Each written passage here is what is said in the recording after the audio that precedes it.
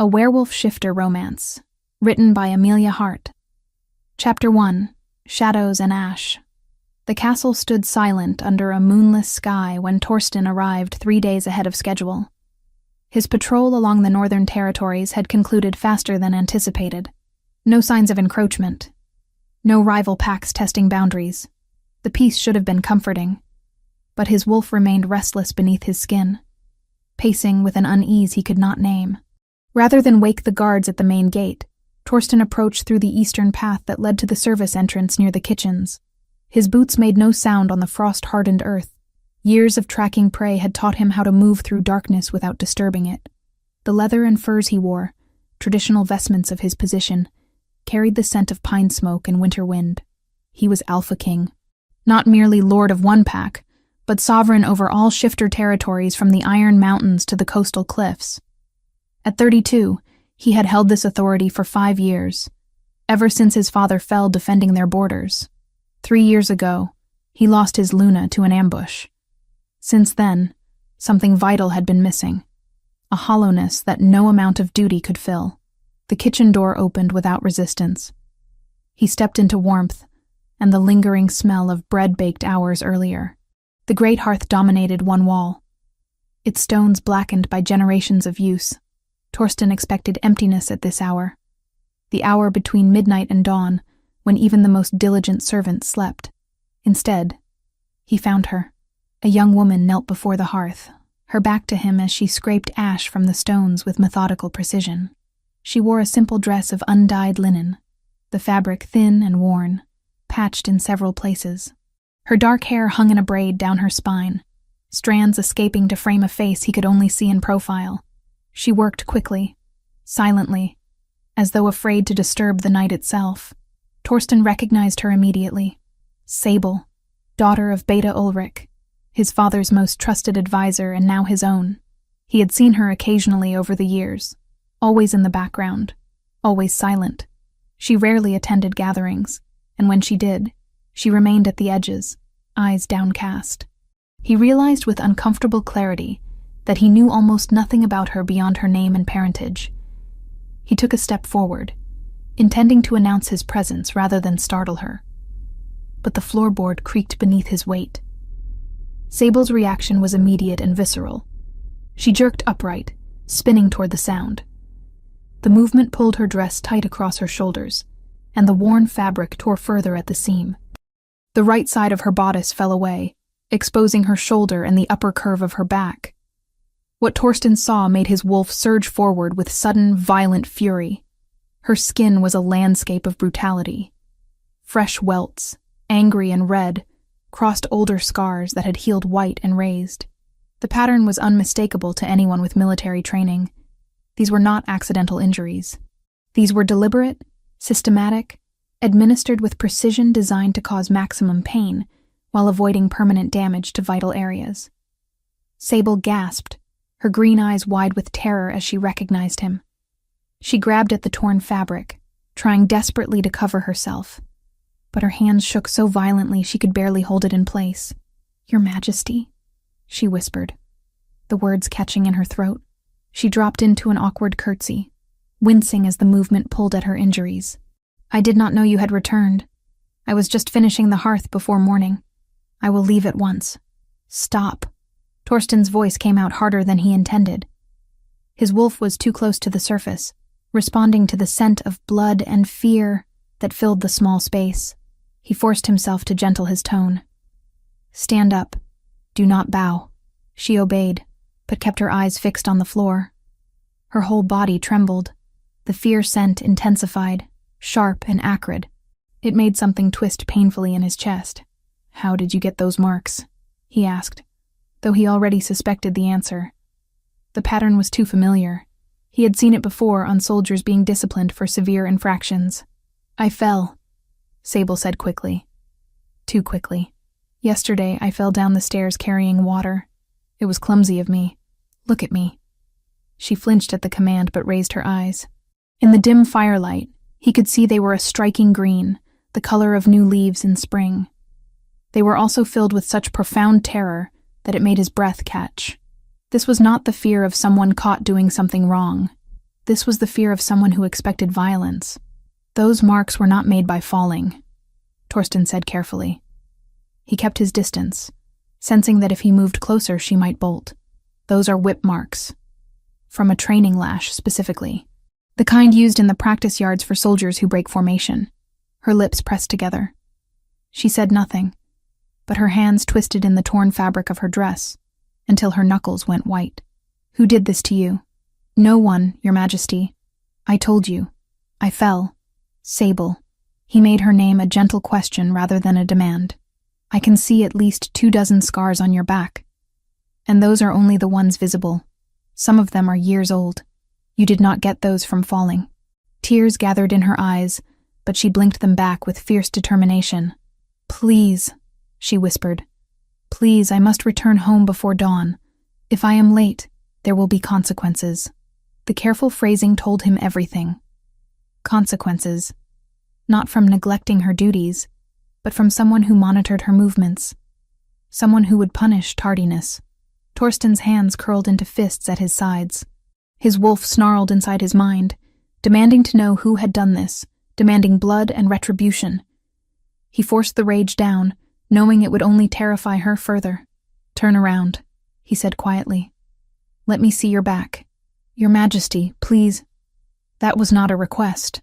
She turned slowly, lowering the torn fabric completely. What he saw made his vision go red at the edges. The fresh welts were even worse than he had initially thought. Some had broken the skin, leaving thin lines of dried blood, but it was the older scars that truly horrified him. Layers upon layers of them, crisscrossing her entire back from shoulders to waist. Some were thin lines, others thick and ropey from improper healing. This had been happening for years. Many years. Who? The word came out as a growl. His wolf was too close now, pushing against his control. Tell me who did this. Sable's shoulders hunched inward, making herself smaller. I cannot. Cannot or will not. It does not matter. Her voice was barely audible. Please, Your Majesty, I am no one. I am less than no one. What happens to me is of no concern to anyone. I just need to finish my work and go home. Less than no one? Torsten moved closer, unable to stop himself. She tensed but did not flee. You are the daughter of my beta. You are a member of this pack. That makes you very much my concern. My father would not agree with that assessment. The words slipped out before she could stop them. Her eyes went wide with horror at her own admission. I did not. Understanding crashed over Torsten with sickening clarity. The military precision of the scars, the access to training weapons, the authority to discipline without question, the careful isolation that had kept her invisible for years. Beta Ulrich, her own father. Show me your arms, he said, his voice deadly calm. Your Majesty, now. She pulled up her sleeves with shaking hands. More scars. Burns from hot metal on her forearms. Bruises in various stages of healing circling her wrists where she had been restrained. The wolf inside Torsten howled for release. He wanted to shift, to hunt, to tear apart whoever had done this. But the girl in front of him was already terrified. If he lost control now, he would only make it worse. You will not return home tonight, he said with absolute finality. There are servant quarters here in the castle. You will sleep there. I cannot. Panic edged into her voice. There will be... Please, Your Majesty, you do not understand. I understand perfectly. Torsten met her eyes, letting her see the cold fury he felt. And I am telling you that you will not leave this castle tonight. That is a direct order from your Alpha King. Do you intend to disobey? She stared at him, trapped between two sources of authority and clearly expecting punishment regardless of which she chose. Finally, she whispered, No, Your Majesty. Good. He moved to the door and called out. A guard appeared within moments, looking surprised to see the king. Escort this woman to the eastern servant quarters. Give her a room with a lock on the inside. She is not to leave, and no one is to disturb her. Post a guard if necessary. The guard glanced at Sable with curiosity, but had the sense not to ask questions. Yes, Your Majesty. Sable looked at Torsten one more time. There was no gratitude in her expression, only exhaustion and resignation. She expected this protection to be temporary. She expected to eventually pay for this night of safety. As the guard led her away, Torsten stood alone in the kitchen. The smell of her blood still hung in the air, mixing with old fear and newer desperation. His wolf circled restlessly, unsatisfied with merely removing her from immediate danger. It wanted more. It wanted justice. It wanted to understand why his wolf cared so much about someone he barely knew. He ran a hand through his dark hair, feeling the weight of his beard against his palm. 3 years since Astrid's death, and he had felt nothing. No interest in potential mates, no desire for connection. He had assumed that part of him had died with her. But standing in this kitchen, looking at the blood-stained ash where Sable had been working, he felt something stir. Not attraction. Not yet. Something more fundamental. A bone-deep certainty that she was important. That what happened to her mattered in ways he could not yet explain. Dawn would come in a few hours. He needed to sleep, to think clearly before taking action. But he knew sleep would not come. Every time he closed his eyes, he would see those scars. Every time he breathed, he would smell that fear. His beta, Ulrich, who had served his father for decades, who had pledged loyalty to Torsten himself, who sat in council meetings and made decisions about pack law and justice. That same man went home and systematically brutalized his own daughter. How many others knew? How many had seen and said nothing? How long had she been invisible, suffering in silence while the rest of them went about their duties? Torsten walked to where she had been kneeling. Her cleaning cloth lay abandoned on the stones, stained with ash and blood where her wounds had seeped through her dress.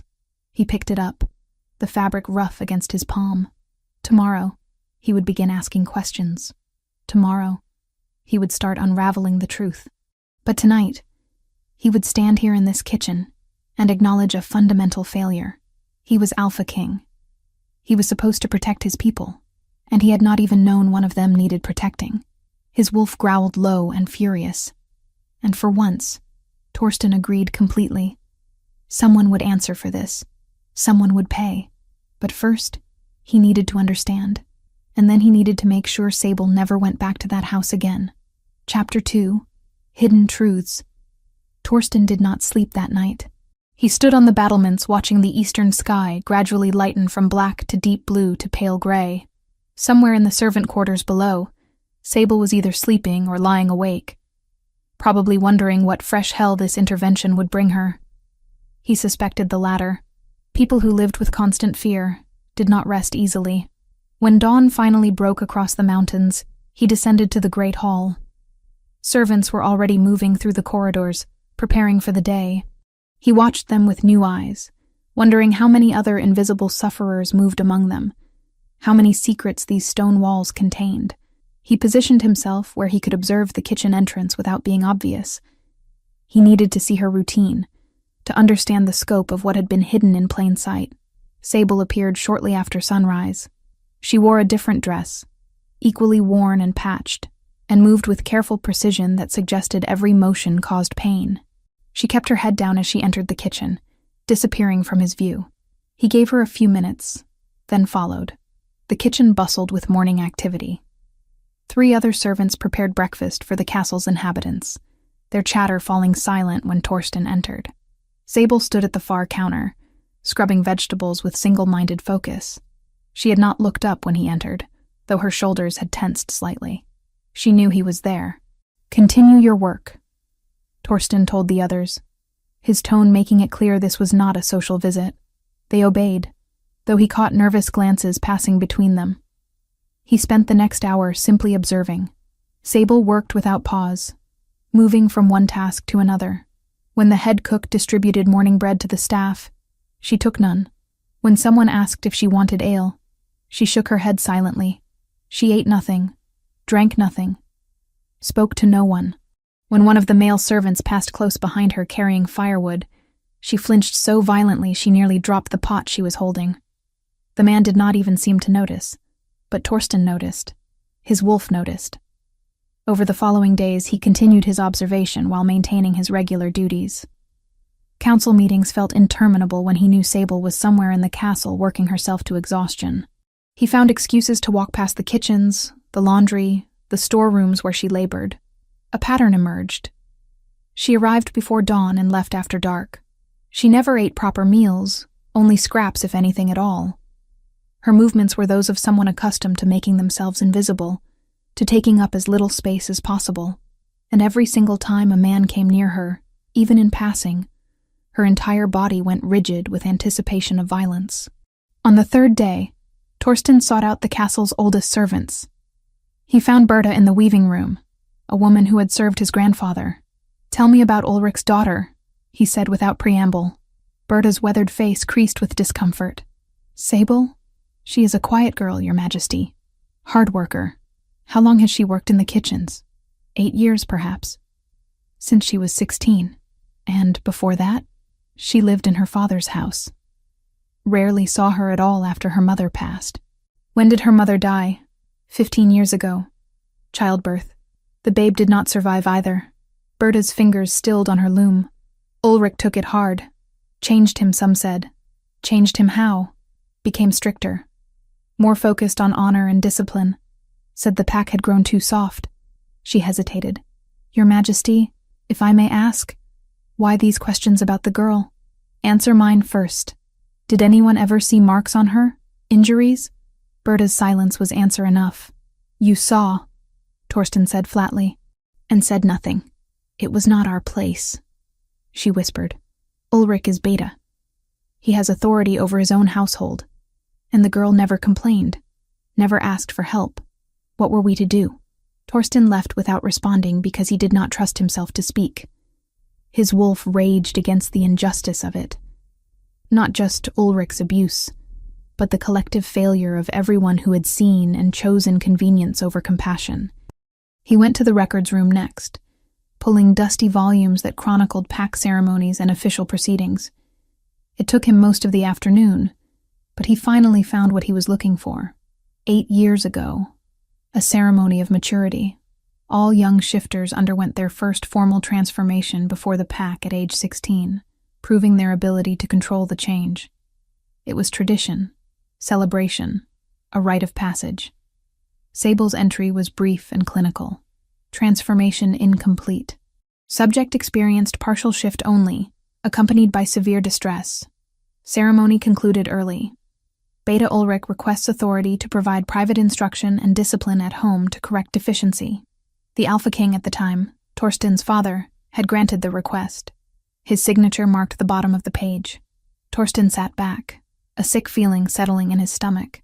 His father had been a good man, a strong leader, but he had trusted Ulrich implicitly, never questioning what discipline might entail. And when Torsten inherited the crown 3 years later, grieving and overwhelmed, he had never thought to review such old cases. Incomplete transformation was not unheard of. Some shifters took longer to develop full control, but it was not shameful, not something requiring isolation and punishment, unless someone wanted an excuse for isolation and punishment. He kept reading. There were no further entries about Sable. It was as if she had ceased to exist as a person after that ceremony, becoming only a kitchen servant whose name appeared occasionally on duty rosters. On the 5th day since their encounter, Torsten decided he had gathered enough information. He sent a message to Sable through the head cook, requesting her presence in his private study. Not a throne room summons, which would attract attention. A private meeting. She appeared at the appointed hour, escorted by a guard who then withdrew. She stood just inside the doorway, eyes fixed on the floor, hands clasped in front of her. She looked even thinner than she had 5 days ago. He doubted she had eaten more than scraps. Sit, Torsten said, gesturing to a chair near the fire. When she did not move, he added more gently, Please. This is not an interrogation. She sat on the very edge of the chair, perched as if ready to flee at any moment. Her green eyes darted around the room, taking in exits and potential threats before settling back on the floor. Torsten had prepared food. Simple fare that would not intimidate. Bread, cheese, dried fruit, a pitcher of water. He placed it on the table beside her chair. Eat, he said. I am not hungry, Your Majesty. That was not a question about your appetite. Eat. Her hands trembled as she reached for the bread. She took a small piece, barely a mouthful, and ate it with deliberate slowness, as if she had forgotten how to eat proper food, or as if she expected it to be taken away at any moment. More, Torsten ordered. She obeyed, taking larger pieces. He watched her eat half the bread and some cheese before she finally seemed to relax slightly. Color returned to her pale cheeks. Her hands stopped shaking quite so badly. I need you to tell me about your father, Torsten said once she had finished. The fear scent spiked immediately. Your Majesty, I cannot. Yes, you can. And you will. He kept his voice firm, but not harsh. I have already seen your scars. I have already spoken to others in the castle. I know your father has been hurting you for years. What I need to understand is why. Sable's jaw clenched. For a long moment, he thought she would refuse. Then, in a voice barely above a whisper, she began to speak. My mother died giving birth to my brother 15 years ago. The baby died too. It was my fault. How was it your fault? You were 9 years old. My father says I tired her out. I was difficult as a child, always asking questions, always wanting to train with the warriors. I exhausted her. When she became pregnant again, she was already weak. Sable's fingers twisted in her lap. My father loved her very much. After she died, he said he would make me strong where she was weak, disciplined where I was wild. He started hitting you then? At 9 years old? Not hitting. Training. To make me better. To make me worthy of my mother's sacrifice. The words came out mechanical, rehearsed. How many times had she been told this? Until she believed it. But I kept failing. I was never good enough. Never disciplined enough. And then came my maturity ceremony. She stopped, her breathing becoming shallow. Tell me about the ceremony, Torsten prompted. I was 16. All my training should have prepared me for my first transformation. But the night before, my father gave me tea. He said it would calm my nerves. I drank it. Her voice cracked. When the ceremony began, I could not shift. I tried, but it was like something was blocking me. The pain was terrible, but nothing happened. Partial change only. Claws and teeth, but no true form. The pack watched me fail.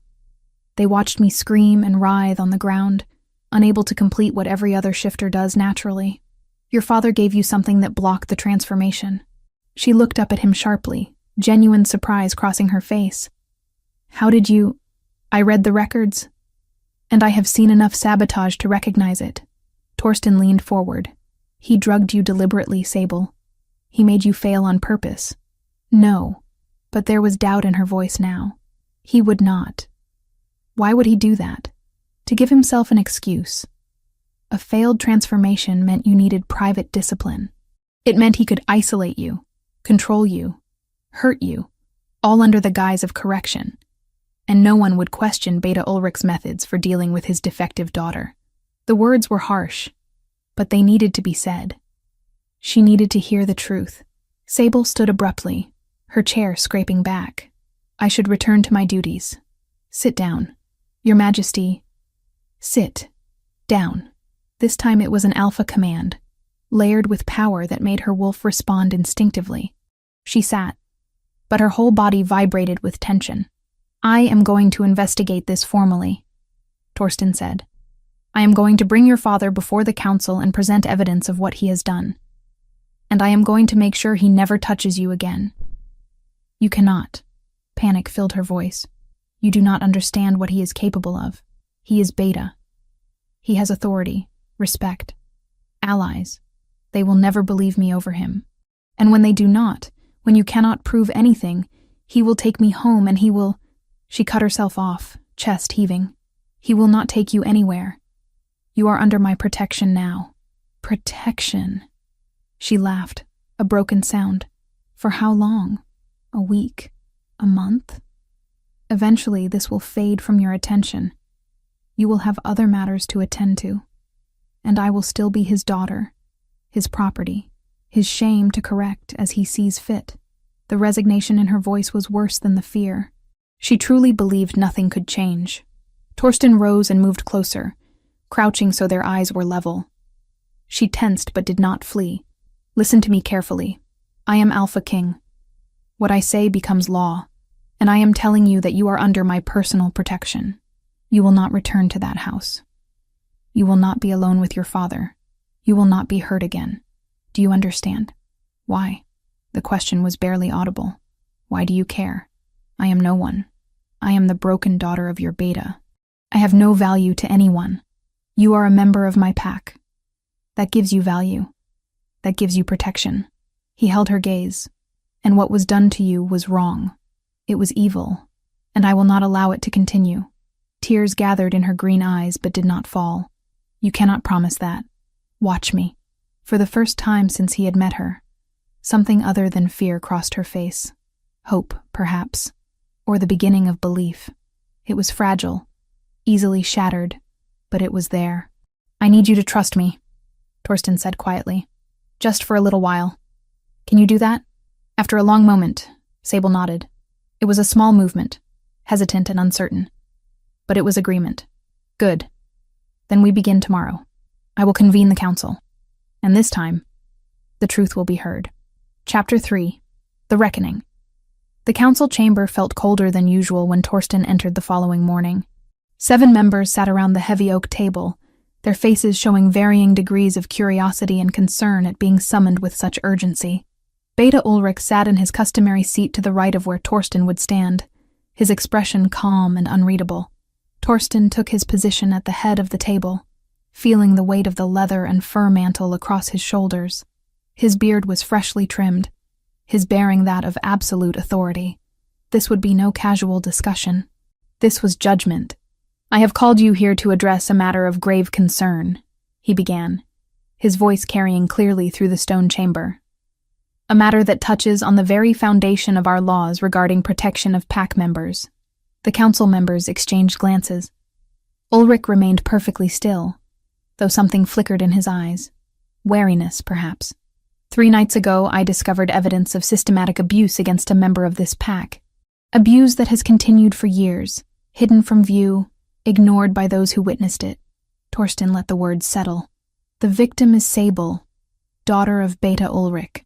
The reaction was immediate. Gasps from some, shocked silence from others. Ulrich's face remained stone, but his hands gripped the armrests of his chair with whitening knuckles. That is a serious accusation, Your Majesty, said Councillor Brennus, an older wolf with silver threading his dark hair. What evidence supports such a claim? I have seen the evidence myself. Scars covering her back, arms, wrists, burns, welts both fresh and old, injuries consistent with prolonged, deliberate violence. Torsten pulled out the records he had found. 8 years ago, Sable underwent her maturity ceremony. The transformation was incomplete. Beta Ulrich requested permission to provide private discipline at home. My father granted that request.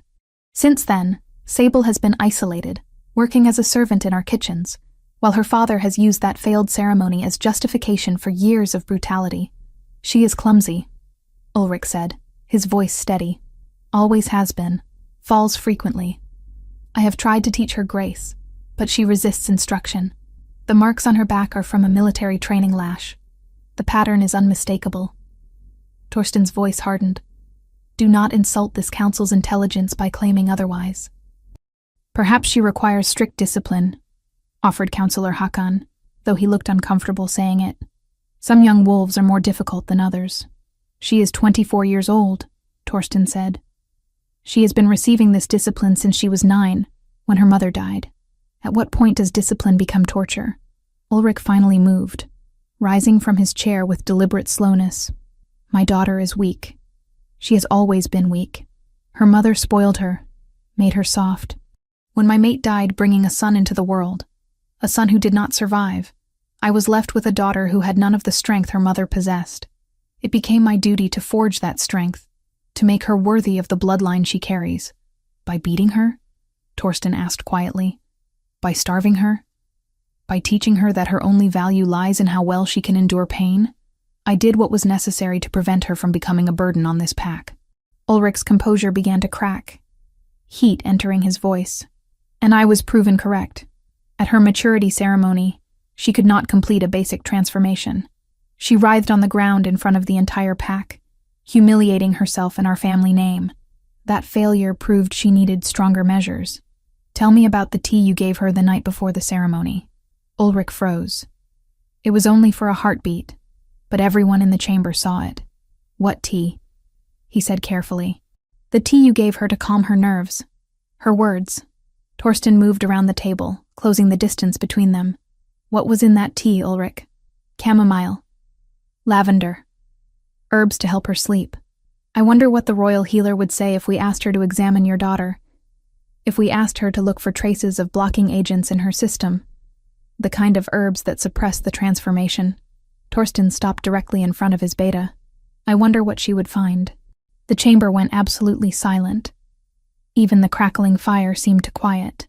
You are suggesting, Ulrich said slowly, that I sabotaged my own daughter's ceremony? That is madness, is it?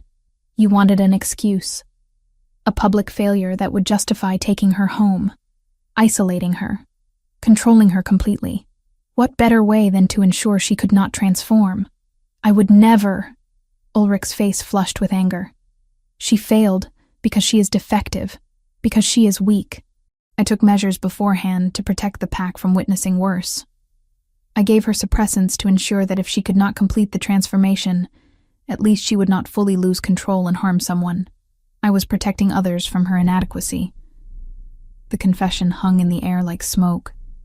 Torsten felt his wolf surge forward, barely restrained. You admit it then. You drugged her deliberately. You ensured she would fail so you could justify what came after.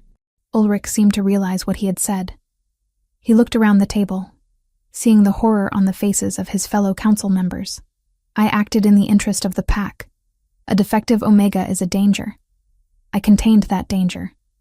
That is my right as Beta and as her father. Your right? Torsten's voice dropped to a deadly calm. You have no right to torture a member of this pack. Omega or not, she is under pack protection. She has been since birth. And you violated that protection for 8 years, while I and my father failed to see it. Brennus cleared his throat. Your Majesty, if I may, I witnessed the ceremony 8 years ago. I remember thinking at the time that the girl seemed unusually disoriented, but I attributed it to nerves. He looked at Ulrich with something approaching disgust. If what you say is true, Beta Ulrich, if you deliberately caused her failure, that is a violation of pack law. Sabotaging a maturity ceremony is grounds for removal of rank. I did what needed to be done, Ulrich insisted, but his voice had lost its steadiness. She dishonored our bloodline by existing. Her birth killed my mate and my son. Every day she drew breath was an insult to their memory. I tried to make her strong enough to deserve survival.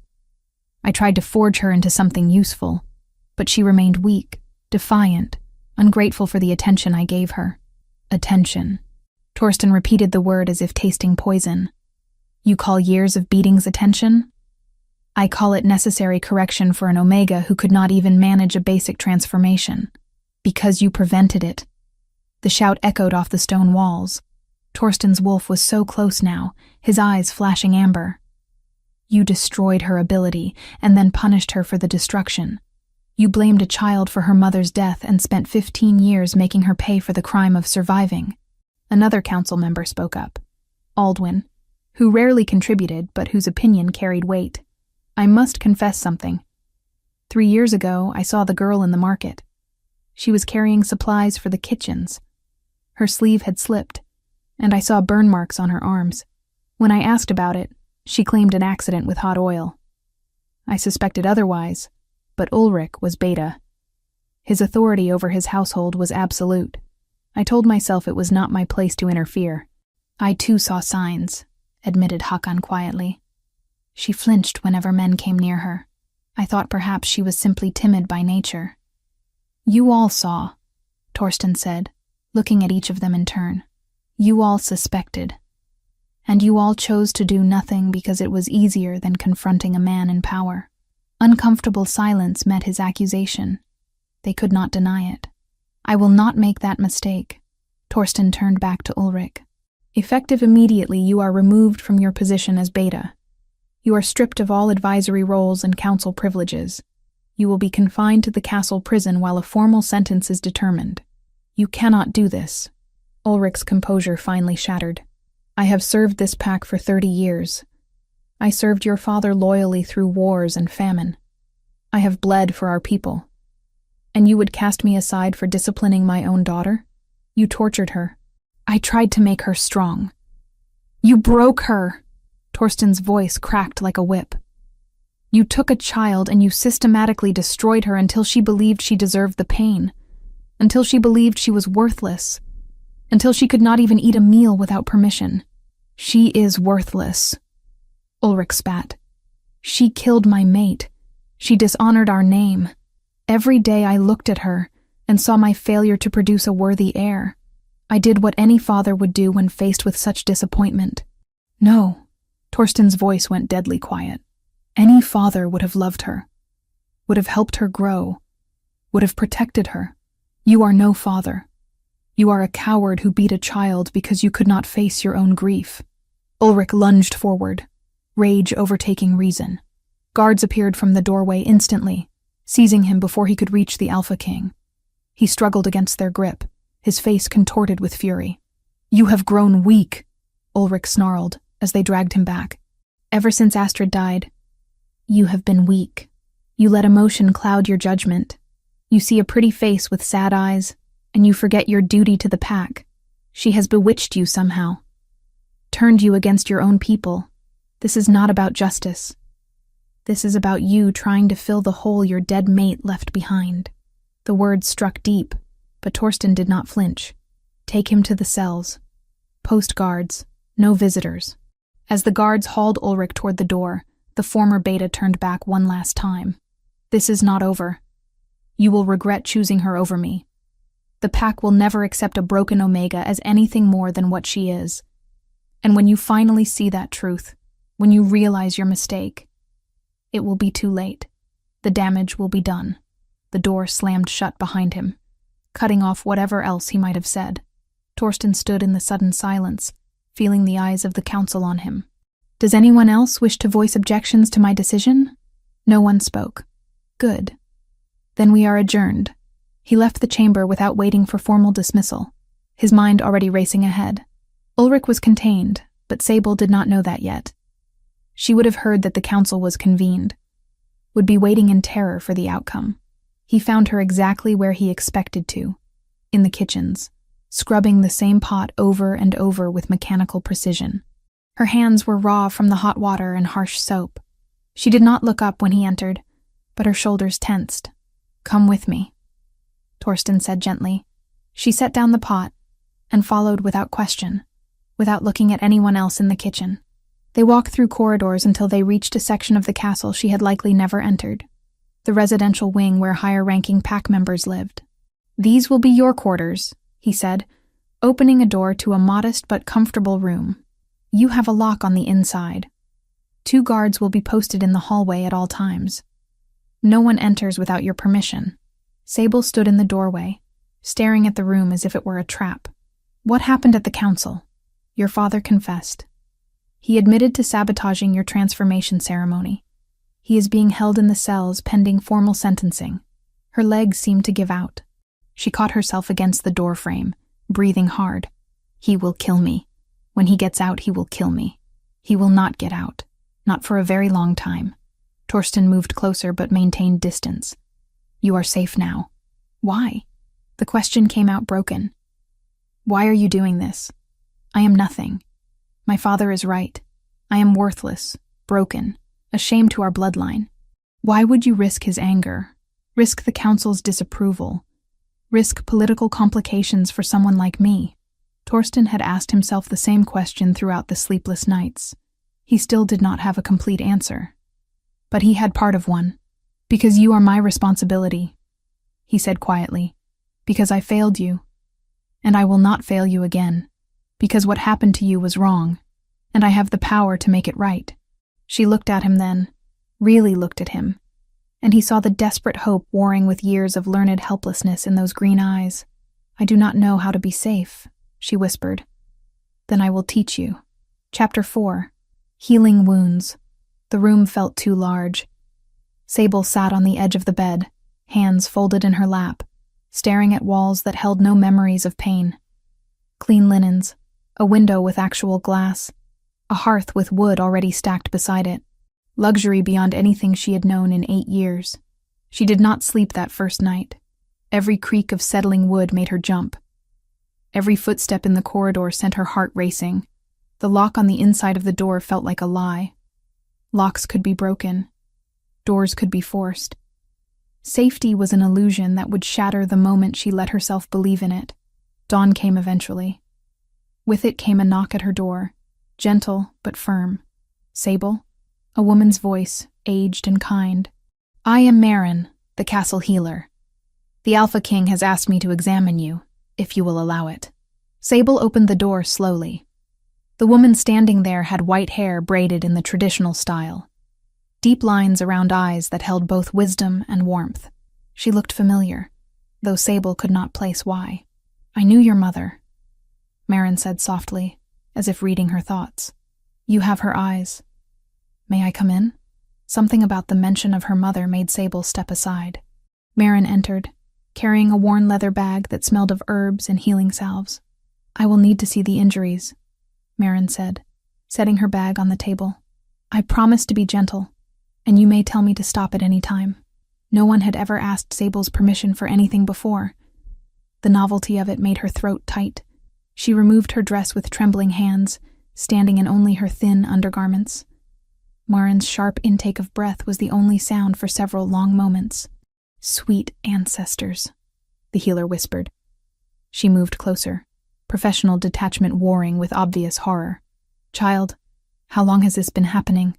15 years. Sable's voice came out hollow. Since my mother died.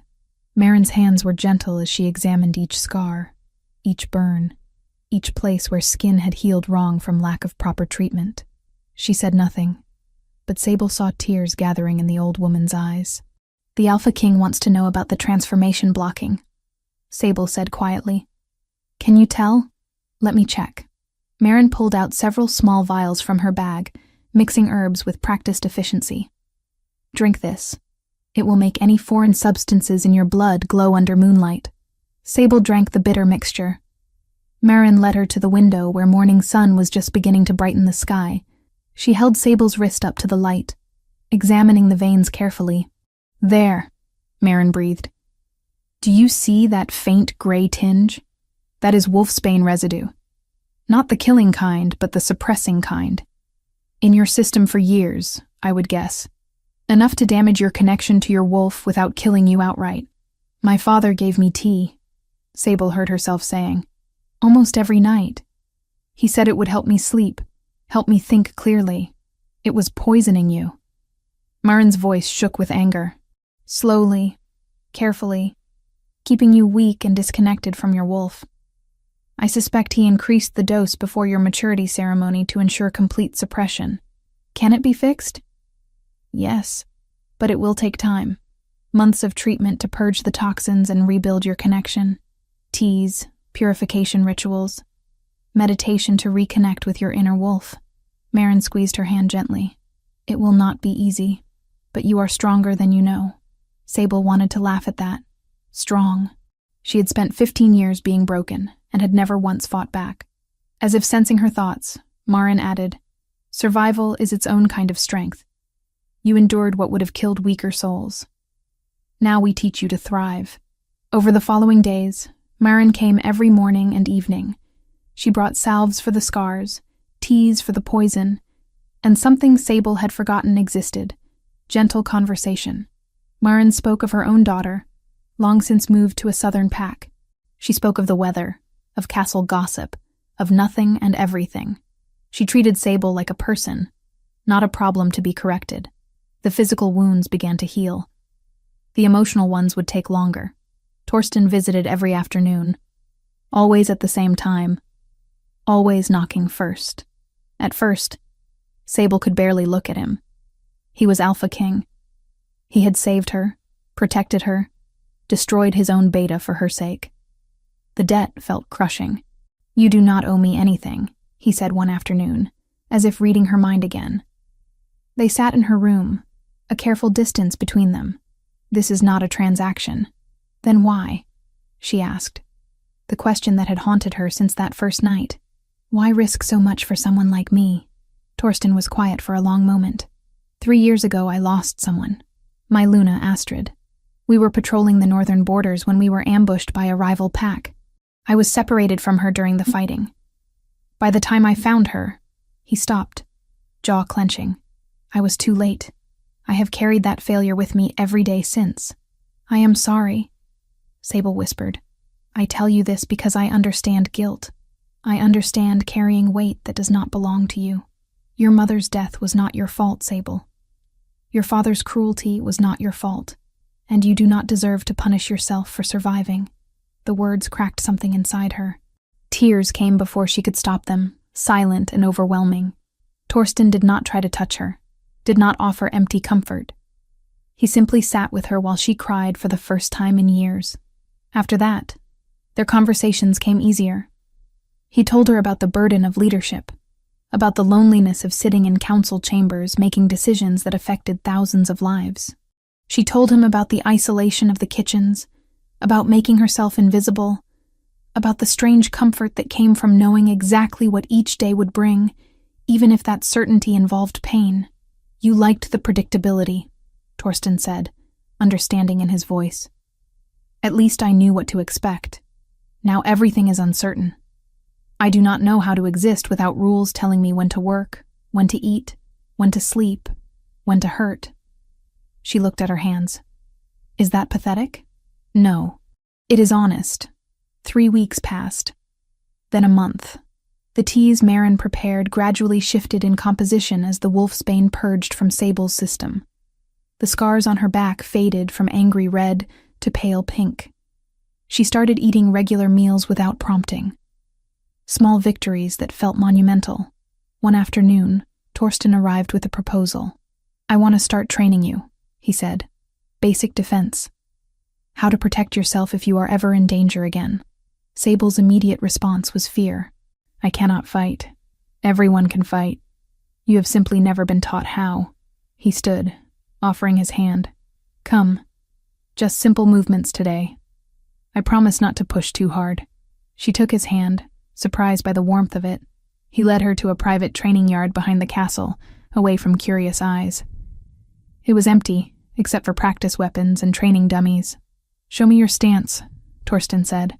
Sable had no idea what that meant. She stood there awkwardly, arms at her sides. "Like this."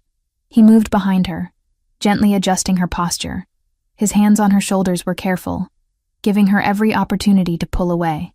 Feet shoulder-width apart, knees slightly bent. Center your weight. They spent an hour on just that. Standing properly, moving without telegraphing intention, breathing through discomfort.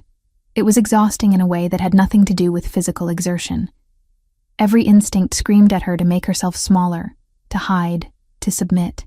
Learning to take up space felt like rebellion. "Better," Torsten said as the sun began to set. "Tomorrow we will work on blocks. Tomorrow." The promise of it felt dangerous and thrilling at once. That night, Sable dreamed of running through forests, not in fear, but in freedom. She woke gasping, the phantom sensation of wind in her fur still vivid. Her wolf, distant and weak, but there, still there. The next morning, Marin examined her with obvious satisfaction. "The connection is rebuilding. Slowly, but steadily. In another month or 2, we might attempt a partial transformation, just to test your control." Hope was a fragile thing. Sable held it carefully, afraid to squeeze too tight. 2 months after the council meeting, formal judgment was passed on Ulrich. Sable was not required to attend, but Torsten offered her the choice. "He cannot hurt you anymore," Torsten said. "But if you want to see him face consequences, you have that right."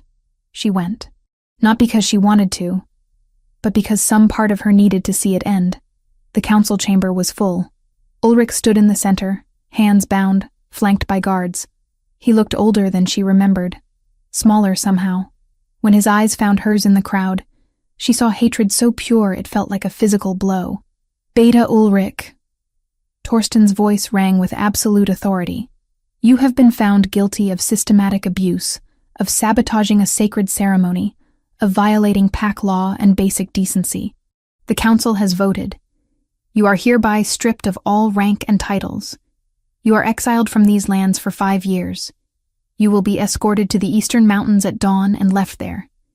If you return before your sentence is complete, you will be executed. Do you understand?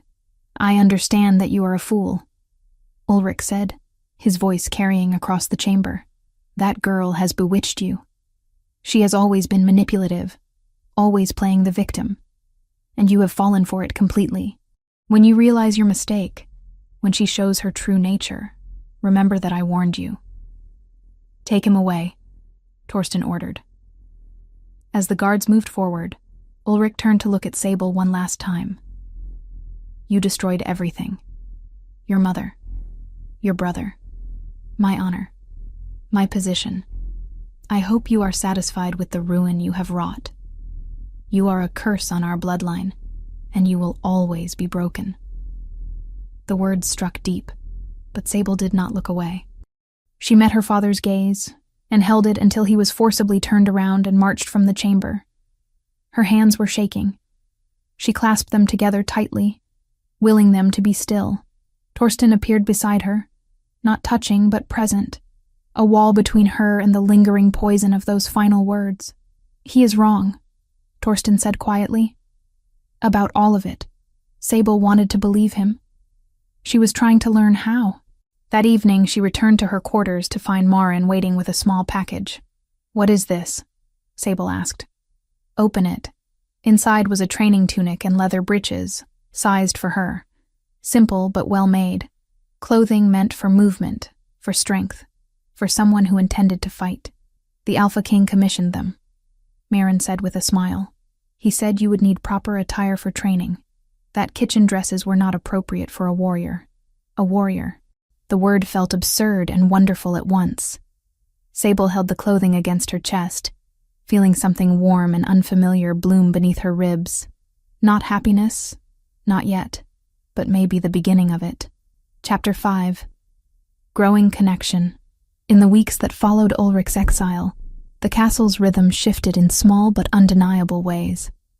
What had once been a backdrop for Sable's survival slowly began to resemble a place where a future might exist. 3 months passed since Ulrich's exile, and the castle transformed from a place of silent suffering into something resembling sanctuary. Sable woke each morning without the immediate terror that had once defined her existence. The lock on her door remained unused most nights now, though its presence still comforted her. Marin's treatments showed undeniable progress. The wolfsbane had been systematically purged from Sable's system through carefully measured teas and purification rituals that left her exhausted but cleaner somehow, as if poison had seeped from her very bones. The scars on her back faded from angry red to pale silver, still present but no longer screaming their history to anyone who looked. "You are healing remarkably well," Marin said one morning as she examined Sable's arms. "The connection to your wolf is strengthening. I can feel it when I check your pulse. The rhythm is changing, becoming more synchronized with your inner nature. When can I try to shift?" Sable asked, the question both eager and terrified. "Soon. Another few weeks to be certain. Rushing it could damage the bond permanently." Marin squeezed her hand gently. "Patience, child. You have already come so far." Torsten had become a constant presence in her new life, arriving each afternoon at the same hour with the reliability of sunrise. They no longer met in her quarters, where everything felt weighted with formality. Instead, they walked the castle grounds, spoke in the library, or sat in the gardens when weather permitted. Their conversations had evolved beyond trauma and recovery into something more substantial. Torsten spoke of the burdens of leadership, the impossible choices that kept him awake at night, the weight of knowing that every decision affected hundreds of lives. Sable listened and found herself offering perspectives he had not considered, seeing problems from angles his advisors missed. "You would make a good counselor," he said one afternoon as they walked along the eastern wall. "You see connections others overlook." "I spent years watching people," Sable replied, When you are invisible, you notice things. The cook favors her left side because her hip pains her. The head guard drinks more when his son writes from the southern territories. The younger servants gossip about which warriors are gentle and which are cruel. Small details that reveal larger truths. Torsten studied her with an expression she could not quite read. I have been thinking. When you are ready, I would like to begin training you properly. Not just recovery, but actual combat skills. Why? The question came automatically. Defensive. Because you should know how to protect yourself. Because strength is not just physical, but mental. Because I think you would excel at it. He paused. And because I want you to never feel helpless again. Something warm and dangerous bloomed in Sable's chest at those words. She pushed it down carefully. Gratitude was not the same as affection. Protection was not the same as care. She needed to remember that. But when Torsten looked at her with those gray eyes that held both sadness and determination, remembering became difficult. Training began the following week in a private section of the practice yards where they would not be observed by curious warriors. Torsten started with basics, stance and movement, how to read an opponent's intentions through body language. You already know this instinctively, he told her during their first session. You have been reading threats your entire life. We are simply giving you tools to respond. He was right. Sable discovered that years of anticipating her father's moods had taught her to recognize aggression in its earliest stages. When Torsten moved to strike during a drill, she knew his intention before his arm fully extended. Her body responded with blocks she had not consciously learned, muscle memory built from survival. Good, Torsten said after she successfully deflected a series of attacks. You are faster than you think. They trained for an hour each morning before the castle fully woke. Sable found herself looking forward to those sessions with an anticipation that felt dangerous. It was not just the training, though she genuinely enjoyed learning to fight. It was Torsten himself, the careful way he corrected her form, the pride in his voice when she mastered a new technique, the occasional brush of his hand against hers that sent electricity through her skin. She was developing feelings for him. The realization arrived one morning as she watched him demonstrate a complicated maneuver, his movements fluid and controlled. This was not gratitude or simple attraction. This was deeper, more complicated, terrifying in its intensity. Sable tried to suppress it. He was Alpha King. She was the broken daughter of a disgraced beta. Whatever kindness he showed her came from duty, and perhaps pity, nothing more. But then she would catch him watching her with an expression that suggested his thoughts had strayed somewhere improper, and hope would flare treacherously in her chest. One morning, during an intense sparring session, Sable felt something shift inside her. Power surged through her limbs, stronger than anything she had experienced. Her vision sharpened. Sense exploded in intensity. When she looked down at her hands, golden claws had emerged, sharp and deadly. Torsten stopped mid-movement, his eyes widening. Sable, look at yourself. She stared at her transformed hands, at the fur rippling along her forearms, at the strength evident in muscles that had not existed weeks ago. It was only partial transformation, not the full wolf form she craved, but it was real. Undeniable proof that her wolf still lived. The emotion overwhelmed her. Joy and relief and disbelief crashed together. Without thinking, she threw herself at Torsten, wrapping her arms around him in an embrace fueled by pure gratitude and triumph. He caught her easily, his arms coming up to steady her. For a moment they stood like that, her face pressed against his chest, his heart beating steadily beneath her ear. The world narrowed to that single point of contact. Then awareness returned. Sable pulled back, horrified at her own boldness. I am sorry. I should not have. Do not apologize. Torsten's voice was rough. His hands remained on her shoulders, thumb tracing the edge of her collarbone through the fabric of her training tunic. You have nothing to be sorry for. The air between them felt charged, heavy with words neither dared speak. Sable's transformed hands slowly returned to normal as her wolf settled. Satisfied with having made its presence known, Torsten released her and stepped back, though reluctance showed in every line of his body. We should stop for today. That was significant progress. You need rest. But as Sable walked back to her quarters, She felt anything but tired. Energy hummed through her veins, equal parts wolf power and the lingering sensation of Torsten's arms around her. Maren confirmed later that afternoon that the partial transformation was excellent progress. In another month, perhaps 2, you will be ready to attempt full shift. The bond is rebuilding beautifully. That evening, Torsten did not come for their usual walk. Sable tried not to feel disappointed, tried not to analyze what the embrace might have meant. She was being foolish. He was probably occupied with important matters of state, not avoiding her because of one impulsive hug. But he did not come the next evening either, or the one after that. On the 4th day, ambassadors arrived at the castle, their banners marking them as representatives from the southern territories. Sable heard about it from kitchen gossip, how they brought proposals and gifts, how they had been received with full ceremony in the great hall. She should not have felt jealous when she learned one of the ambassadors was Alpha Halvard's daughter, the beautiful and accomplished Ingrid. She should not have cared when servants whispered about marriage alliances and strategic benefits, but she did care. Desperately. Painfully. With an intensity that revealed just how deeply her feelings for Torsten had grown. The ambassadors stayed for 3 days. During that time, Sable saw Torsten only once, passing in a corridor surrounded by advisors and guests. He met her eyes briefly, something conflicted in his expression, before being pulled away by council business. On the evening of the 3rd day, Maren found Sable in the library, pretending to read. "He is not interested in her," the healer said without preamble. "I do not know what you mean. Child, I may be old, but I am not blind. The southern girl is beautiful and accomplished, and would make an excellent political alliance. The council is pushing hard for the match." Maren sat beside her. "But Torsten barely looks at her. He looks for you instead. Even when you are not in the room, he looks. That does not mean anything. It means everything. But he is afraid." "Of what?" "Of taking advantage of you. Of confusing gratitude with genuine feeling.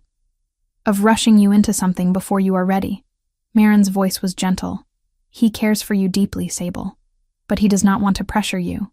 So he holds back, probably suffering terribly while doing so." The words settled over Sable, warm and terrifying. "I do not know what to do. You do nothing until you are certain of your own heart. And when you are certain, you be honest. Life is too short for games, especially for those who have already lost so much time to suffering." The ambassadors departed the next morning. By afternoon, word spread that the Alpha King had politely declined the marriage proposal, offering instead a treaty of mutual trade and defense. The council, apparently, was not pleased. That evening, Torsten finally appeared at Sable's door. He looked exhausted, tension evident in the set of his shoulders. "Walk with me?" he asked. They walked in silence through corridors and out into the gardens where spring flowers had begun to bloom. The air smelled of rain and new growth. "I owe you an explanation," Torsten said finally, "for avoiding you these past days. You do not owe me anything. I do, though. You deserve honesty." He stopped walking, turning to face her fully. "When you embraced me after your transformation, I wanted nothing more than to hold you and not let go.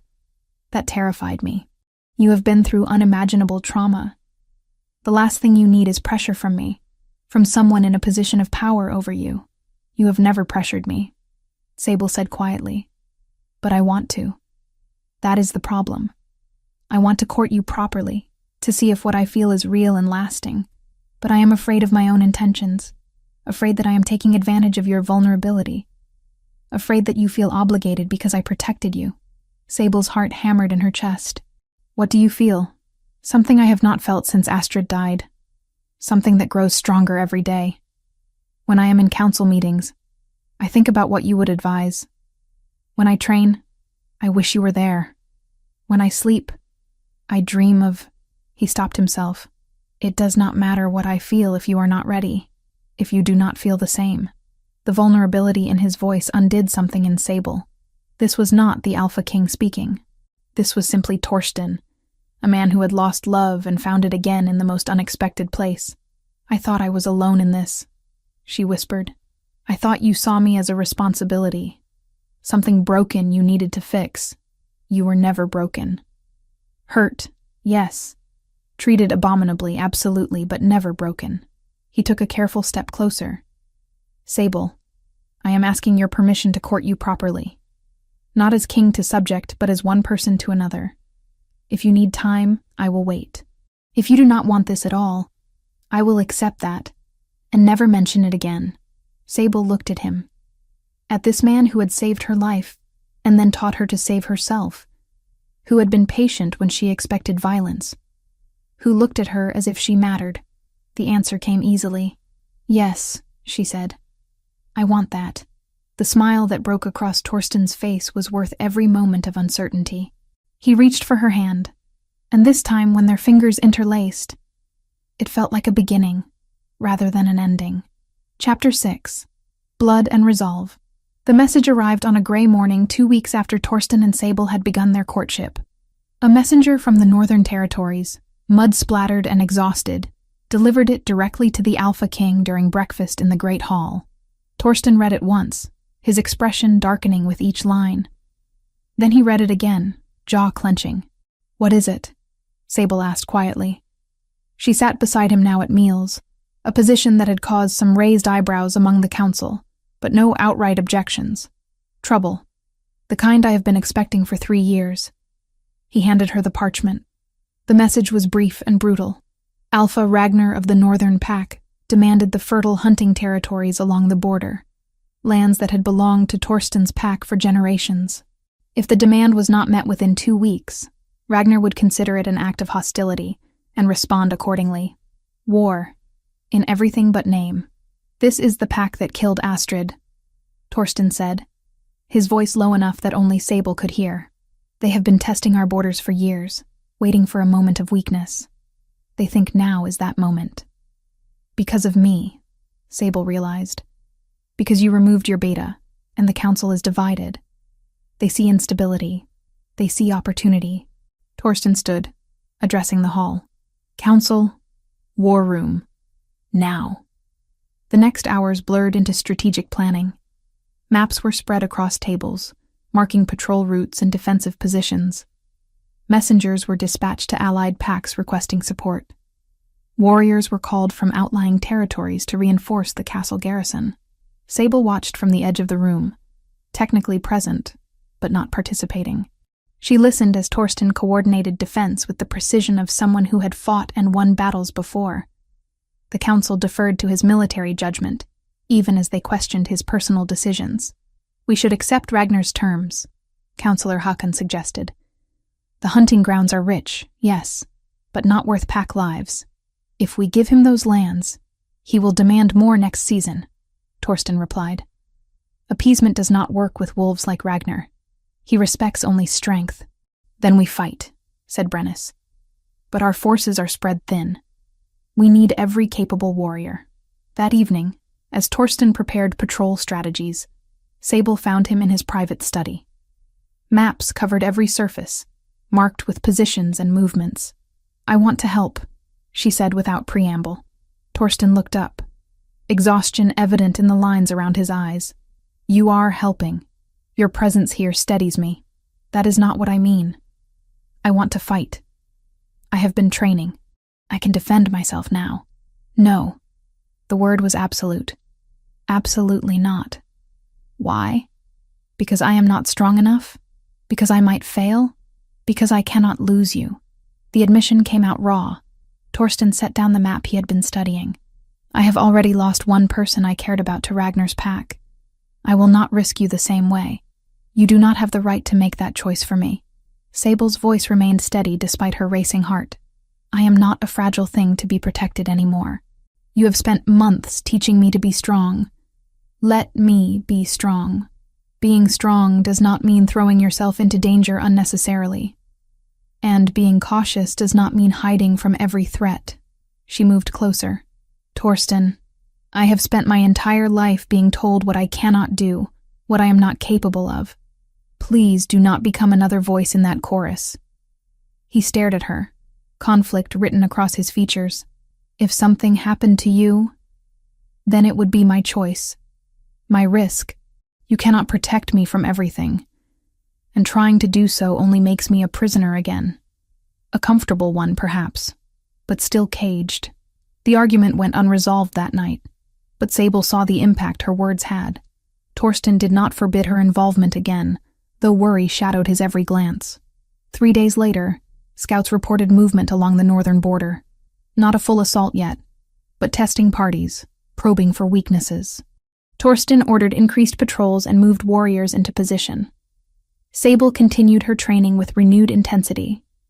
Maren had declared her ready to attempt full transformation, and they scheduled it for the following evening.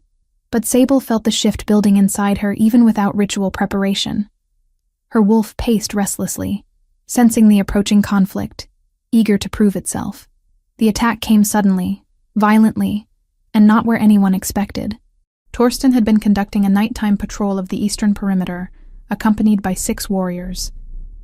Standard procedure, following routes that had been safe for months. But Ragnar's forces had been watching, learning, waiting for exactly this kind of predictable movement.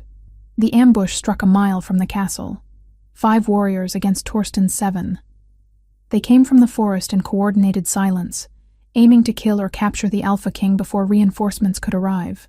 Sable had been restless that night, pacing her quarters when she should have been sleeping. Something felt wrong, a prickling unease she could not name. When distant sounds of combat reached the castle, faint but unmistakable, she was already moving. She ran through corridors, ignoring startled servants, grabbing a guard's sword as she passed. The eastern gate stood open, warriors pouring out toward the sound of fighting. Sable followed, her heart hammering, her wolf surging forward with sudden clarity. She should not have followed. She had promised to stay safe. But the thought of Torsten facing Ragnar's warriors while she cowered behind stone walls was unbearable. The forest was dark, lit only by scattered moonlight through heavy clouds. Sable followed the sounds of snarling and the metallic scent of blood. Her eyesight sharpened impossibly. Her hearing caught nuances she had never noticed before. Her wolf was rising, responding to danger and desperation. She found them in a clearing torn apart by combat. Bodies lay scattered, some moving, and some terribly still. Torsten fought in full wolf form, massive and dark-furred, his gray eyes burning with fury. He had already killed 2 attackers, but 3 more circled him, coordinating their strikes with practiced precision. One lunged. Torsten twisted, catching the wolf by the throat and throwing it aside, but the maneuver left him exposed. Another attacker dove for his flank, jaws aimed at the vulnerable space between ribs. Sable did not think. She ran forward, sword raised, and drove the blade into the attacking wolf's shoulder. It howled and turned on her, rage and pain making it sloppy. She dodged its strike, using techniques Torsten had drilled into her during countless training sessions. Power exploded through her body. Bones cracked and reformed, muscles tearing and rebuilding. The sword fell from hands that were no longer hands. Her vision went gold, her senses overwhelming in their intensity. She shifted. Fully, completely, for the first time in her life. The wolf that emerged was smaller than the males surrounding her, but fast and dark-furred with distinctive silver markings along her flanks. She felt whole in a way she had never experienced, her human consciousness melding perfectly with her wolf's instincts. The wounded attacker hesitated, surprised by the sudden transformation. Sable used that hesitation. She lunged, going for the throat, her teeth finding purchase. Hot blood filled her mouth. The attacker collapsed. Torsten had frozen mid-strike, staring at her with shock and something that might have been pride. The remaining 2 attackers took advantage of his distraction, one landing a solid bite on his shoulder. The fury that filled Sable was primal and absolute. These wolves had tried to kill Torsten, had succeeded in killing Astrid 3 years ago, had come here tonight planning murder and found resistance instead. She threw herself at the nearest attacker, moving with speed she had not known she possessed. Her smaller size made her harder to catch, her newfound strength surprising opponents who expected weakness. She fought with the desperation of someone who had survived 15 years of brutality and refused to be made a victim again. The fight lasted minutes that felt like hours. When reinforcements finally arrived, drawn by the sounds of battle. They found 4 enemy wolves dead, and 2 fleeing into the forest. Torsten stood over Sable's wolf form protectively, his shoulder bleeding but his stance defiant. "Take the wounded back to the castle," he ordered in human voice, having shifted back. "Double the patrols." This was a targeted attack. Sable tried to shift back, willing her human form to return. It took longer than the initial transformation, her wolf reluctant to retreat after such triumph. But eventually she managed it, collapsing naked and shaking in the torn grass. Someone threw a cloak over her. Torsten knelt beside her, his hands gentle as they checked for injuries. "You should not have followed," he said. But there was no anger in his voice, only wonder and lingering fear. "You could have been killed. So could you." Sable's voice was hoarse. "I told you I wanted to help. Did you think I would stand aside and let you face them alone? You transformed. Fully. In the middle of combat." He brushed dirt from her face. "Do you understand how incredible that is? How much control that requires?" She had not thought about it during the fight, too focused on survival. But now, feeling her wolf settled comfortably inside her, connected and whole, she realized the magnitude of what she had done. "I saved you," she said simply. "You did." Torsten helped her stand, supporting her weight when her legs threatened to give out. "And now every warrior here witnessed it. They saw you fight. They saw you win." The implications of that settled slowly. She was no longer the broken girl hidden in the kitchens. She was a warrior who had defended her alpha king in combat. The pack would have to acknowledge her now, whether they wanted to or not. As they walked back toward the castle, surrounded by warriors whose respect showed in their careful distance and averted eyes, Sable felt something shift. Not just in her relationship with Torsten, though the way he kept her close suggested that had deepened as well, but in her understanding of herself. She was not helpless. She was not worthless.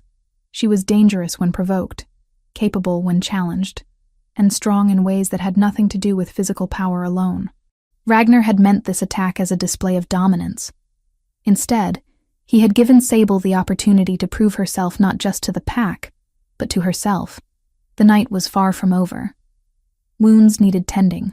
Strategies needed adjustment. Responses needed planning. But as Torsten's hand tightened on hers, both of them bloodied and exhausted, but alive, Sable felt something she had never expected to feel again. Victory. Chapter 7. Trials of Fire. The attack changed everything. Within days, word spread through the territories that Sable, daughter of the disgraced Beta Ulrich, had transformed fully during combat and fought alongside the Alpha King against northern invaders. The story grew with each telling, some versions more accurate than others, but all carrying the same essential truth. She was no longer invisible. Torsten wasted no time capitalizing on the shift in perception. 3 days after the ambush, he announced his formal intention to court Sable as a potential Luna. The declaration sent shockwaves through the council and the pack at large. "You cannot be serious," Councillor Hucken said during the emergency session convened immediately afterward. "She has only just learned to transform. She has no training in leadership, no diplomatic experience, no—" "She has courage," Torsten interrupted. "She has survived horrors that would have broken most wolves. She has proven herself in combat, and she has my trust. That should be sufficient. The pack will never accept her," another counselor argued. "Her father was exiled in disgrace. Her bloodline is tainted by his actions. Then the pack will learn to see beyond bloodline and judge her by her own merit." Torsten's voice carried absolute authority. "I am not asking permission.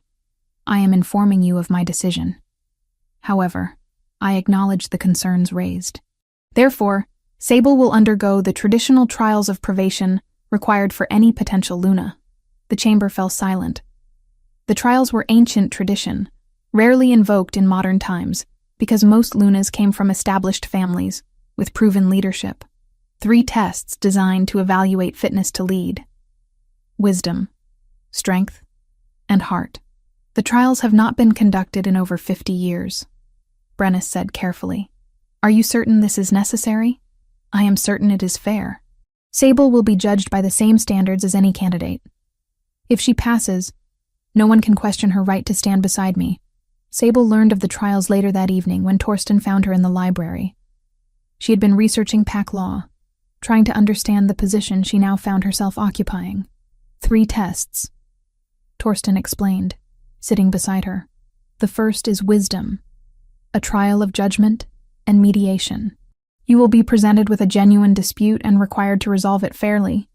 The second is strength, a physical challenge that proves your capability in combat or crisis. The third is heart, a test of character under pressure. What if I fail? Then we find another way. But Sable, I do not believe you will fail. Everything you have survived has prepared you for this. When do the trials begin? In 3 days. The council is arranging them now. He took her hand. You do not have to do this. I can declare you Luna by right of my authority alone. The pack might resist, but they would eventually accept it. No. Sable's voice was firm. You said I would be judged by the same standards as anyone else. I want to earn this, not have it granted out of pity or political maneuvering. If I am to be Luna, the pack needs to believe I deserve it. Pride shone in Torsten's eyes. Then we prepare. Tomorrow, we begin intensive training for the trials. The following days passed in focused preparation. Maren taught Sable about pack law and historical precedents for mediation. Torsten drilled her on combat techniques and crisis management. Brennus, surprisingly, offered advice on how to read political motivations behind seemingly simple disputes. The wisdom trial will likely involve 2 parties with legitimate grievances, he explained. Your task is not to make everyone happy, which is impossible, but to find a solution that serves the greater good while honoring tradition. The first trial commenced on a cold morning, with the entire council and dozens of pack members assembled in the great hall. Sable stood before them in formal attire, a simple but well-made dress in deep green that brought out her eyes.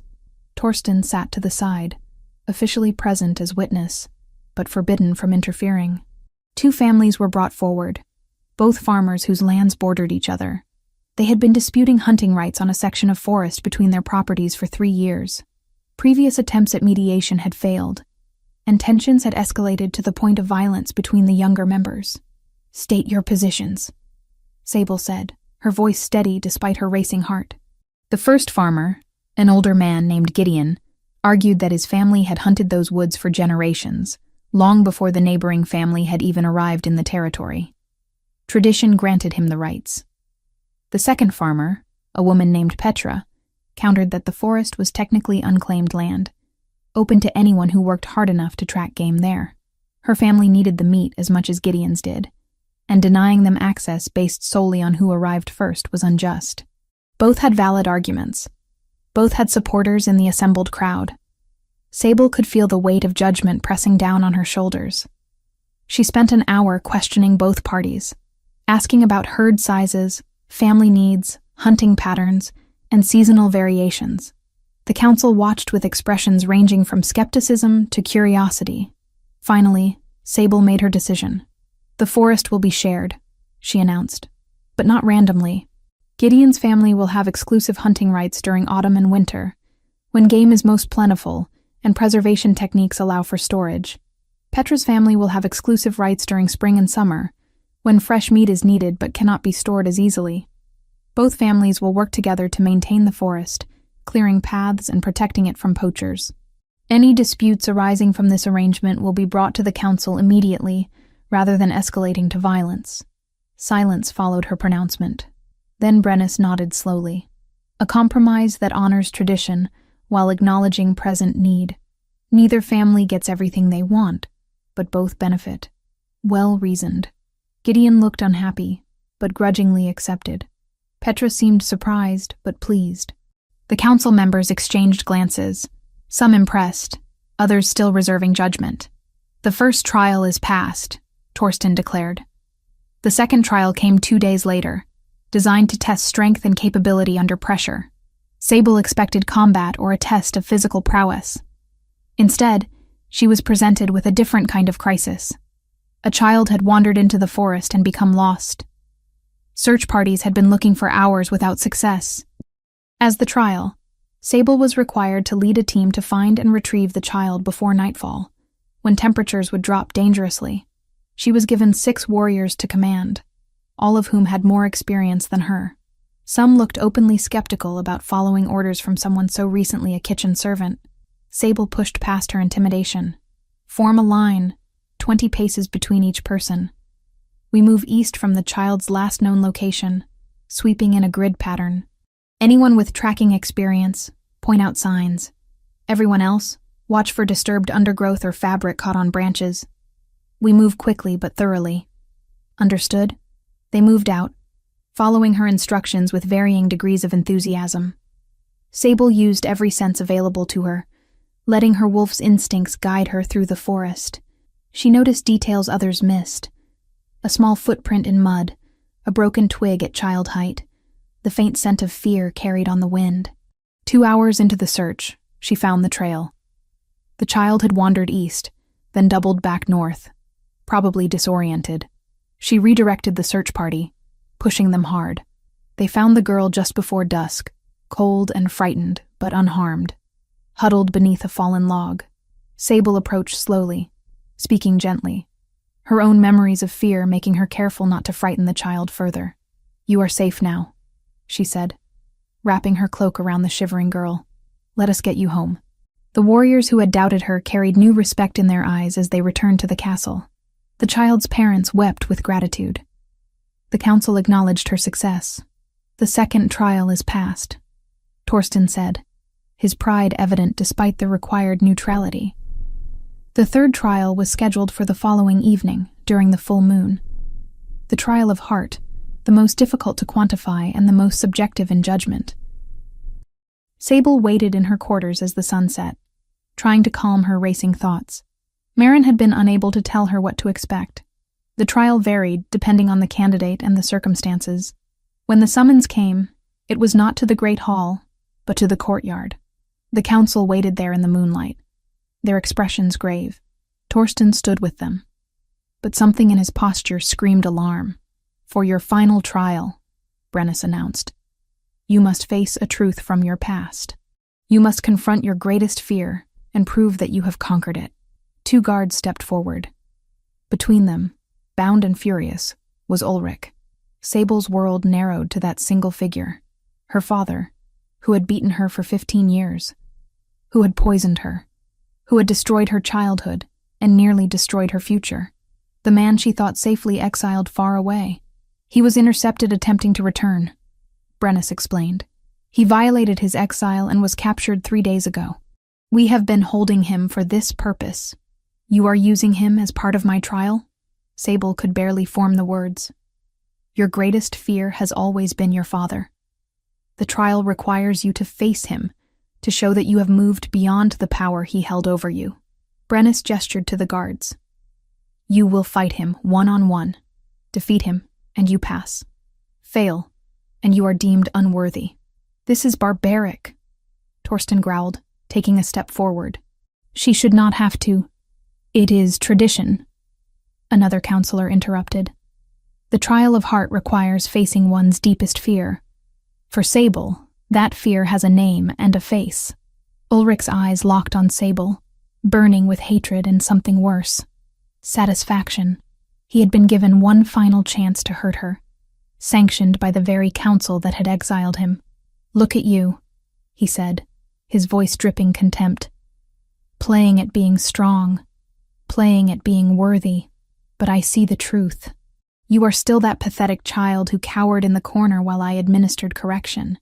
You are still weak, still broken, still mine." The words struck like physical blows. Sable felt herself shrinking, old patterns of fear rising automatically. Then she looked at Torsten, saw the faith in his eyes, the absolute certainty that she could do this. She looked at Marin, at the warriors who had fought beside her, at the child she had rescued who watched from her mother's arms. She was not that cowering child anymore.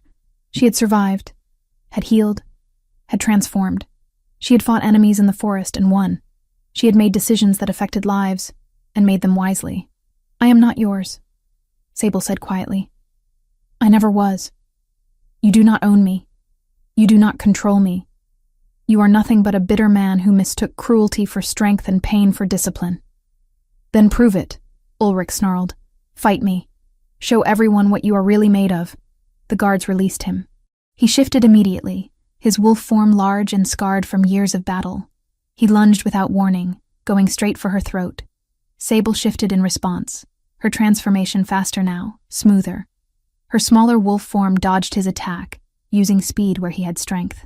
She remembered every lesson Torsten had taught her, every technique drilled into muscle memory. The fight was brutal, but brief. Ulrich fought with the confidence of someone who had dominated her entire life. But Sable fought with something stronger than confidence: purpose. She was not fighting to kill him. She was fighting to prove she could, fighting to show that his power over her had ended. She got him on the ground, jaws at his throat, one killing bite away from ending him forever. The courtyard held its breath. Sable released him and stepped back, shifting to human form. Someone threw a cloak over her shoulders. "I could kill you," she said, looking down at her father who lay bleeding and defeated. "I have the strength, the skill, and every justification, but I choose not to. Not because you deserve mercy, but because I refuse to let you make me into someone who kills out of vengeance. You taught me cruelty. I choose compassion. You taught me hatred. I choose to be better." She turned to the council. "Exile him permanently, beyond the northern mountains where no pack will shelter him. Let him live with the consequences of his actions, but I will not be his executioner." Silence. Then Brennus stepped forward, his aged face showing something that might have been awe. "The third trial is past. By showing mercy to one who showed you none, you have proven the greatest strength of all, the strength of character." Chapter 8. Crown of Silver and Starlight. The ceremony took place beneath the full moon 3 weeks later, when preparations were complete and the pack had gathered from every corner of the territories. The courtyard had been transformed into something ancient and sacred.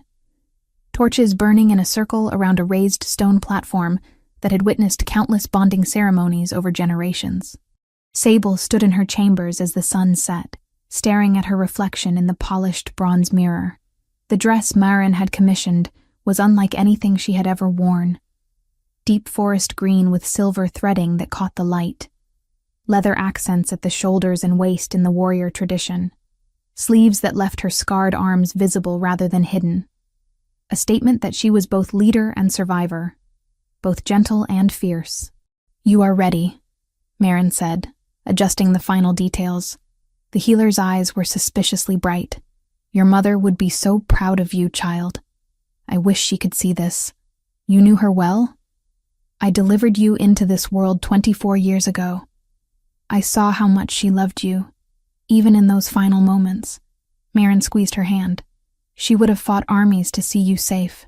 Instead, you fought your own battles and won.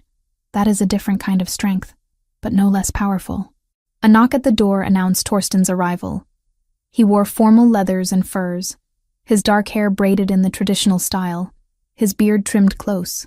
But it was his eyes that held Sable's attention, gray and warm, and filled with an emotion that made her breath catch.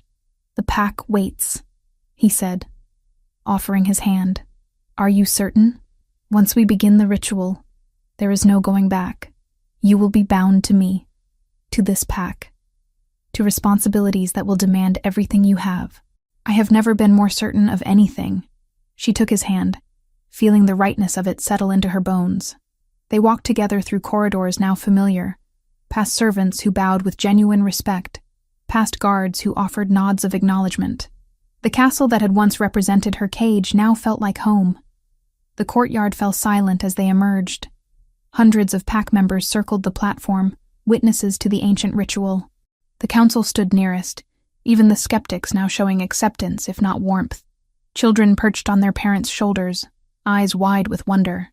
Brennus stepped forward as officiant, his aged voice carrying clearly across the assembly. "We gather tonight under the witness of the moon and stars to bind our Alpha King to his chosen Luna. The trials have been completed and passed. The pack has been consulted. Does anyone present contest this bonding?" Silence answered. Not the hostile silence of rejection, but the accepting quiet of consensus. "Then let us proceed." Brennus gestured for them to approach the platform. The ceremony followed traditions older than the castle itself. Torsten and Sable knelt facing each other, hands clasped between them. A ceremonial blade was presented, silver and ancient, used for this purpose for centuries. Blood calls to blood, Brennus intoned. Pack calls to pack. Two become one under the moon's blessing. The blade cut shallow lines across their palms. They pressed their bleeding hands together, their blood mingling as words of binding were spoken in the old tongue. Sable felt power surge through the connection, her wolf rising to meet Torsten's, recognizing and accepting the bond. Then came the marking. Torsten shifted partially, his canines lengthening. He leaned forward, his breath warm against her throat, and bit down gently over her pulse point, the claiming mark that would identify her as Luna, to every wolf who saw or scented her. Pain flared briefly, then transformed into something else entirely. Heat and connection and belonging. When he pulled back, his eyes had gone amber with his wolf's presence. Sable felt the mark settle into her skin, power thrumming through it. Her turn. She shifted partially, feeling her own canines extend, and marked him in return. His shoulder, just above his heart. She felt his sharp intake of breath, felt the bond solidify between them, unbreakable and absolute. When they separated, both breathing hard, Brennus raised his hands to the assembly. Behold your Alpha King and Luna, bound by blood and moon. Let any who would challenge this bonding speak now, or hold their peace forever. Still silence. But this time, someone began to howl, a long, ululating call of acceptance and celebration. Others joined, the sound building until the entire pack sang their approval into the night sky.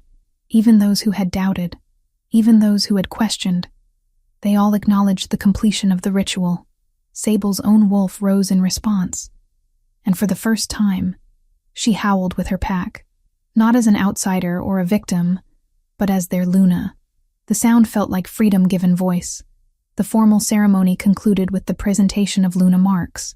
Marin stepped forward bearing ceremonial paint made from crushed silver leaves and blessed water. She drew traditional symbols across Sable's collarbones and down her arms, covering the old scars with new marks of power and authority. These signify your role as Luna, Marin explained, her voice thick with emotion. Protector of the vulnerable, voice of wisdom, heart of the pack.